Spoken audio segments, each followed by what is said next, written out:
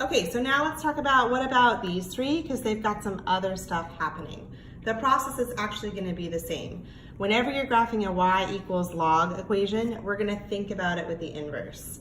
So the first thing to do for the inverse is to swap your x and your y. So this equation of y equals log base 2 times x minus 1. I'm just going to swap the x and the y. So x equals log base 2 y minus 1. Now I want to rewrite that in exponential form. So 2 to the x equals my result, y minus 1. So this looks a lot like our transformations from previous units. To isolate the y, I'm going to add 1 to both sides. So in other words, y equals 2 to the x plus 1. So this is the parent graph of y equals 2 to the x. And then I'm just going to shift that up 1. And then once I have that graph, I know that I'll just swap out my x and y values to get back to the original. So if I were to make a table of 2 to the x, negative 2, negative 1, 0, 1, 2, I know that 2 to the negative 2 is 1/4, 2 to the negative 1 is 1/2, 2 to the 0 is 1, 2 to the first is 2, and 2 squared is 4. So I'm going to plot all of these points and then move them up 1. So negative 2, 1/4, but up 1.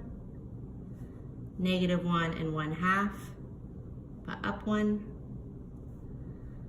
0 and 1, but up 1.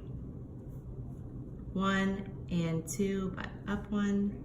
And then 2 and 4, but up 1. So here is my exponential graph.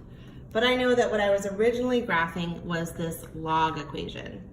So the log is going to be the inverse of this one. So what I'm going to do is I'm just going to take these points and I'm going to swap the x, y values.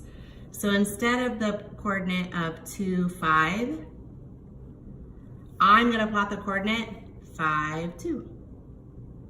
Instead of the coordinate 1, 3, I'm going to plot the coordinate 3, 1.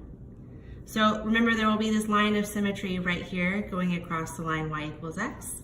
So instead of 0, 2, I want to plot the point 2, 0.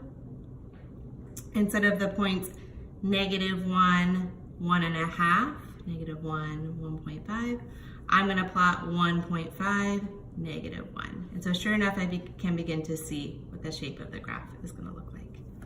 So that's how you graph a logarithmic equation where you have transformations involved.